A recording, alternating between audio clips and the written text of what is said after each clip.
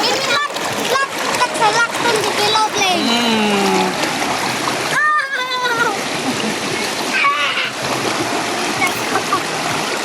Anh tiếp anh rất căng cọ với cái bài vở. Nó tắt chơi à? Nó tắt chơi đó. Tôi đã không thông bài vở. Nghiệm luyện nó nung nữa chà. Phon thôi ơi, nó phon gì phon nữa. Gì phon thôi ơi, gì phon.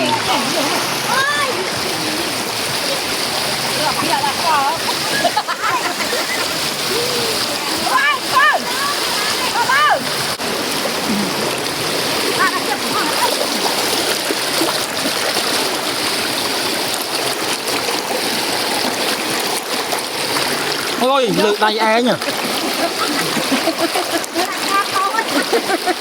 Cho chỗ này.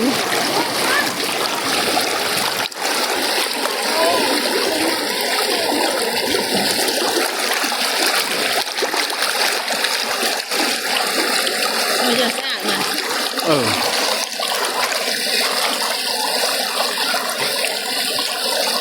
Thật hay sao? Hai cái con mới chụp mới chụp. Con quy thì không ngấm rằng. Cái chồng có mới chụp.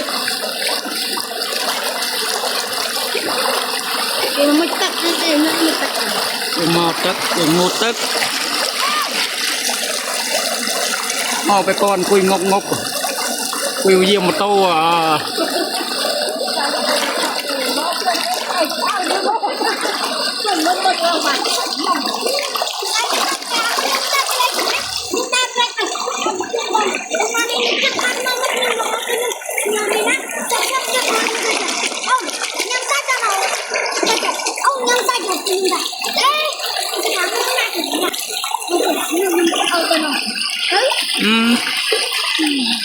Con bé anh làm tay phụ con Đây mà cái khai chặt ông nhắm tay chặt.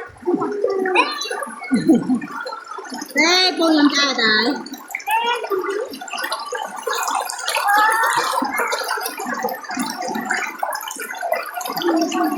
nó thật ao dàn lên mà lên lên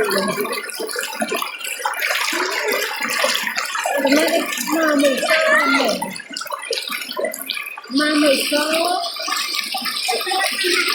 đáng cao con nó tổ rồi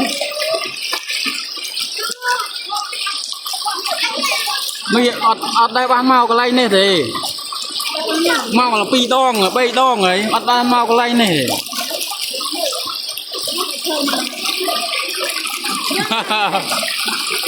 nó chắc cao rồi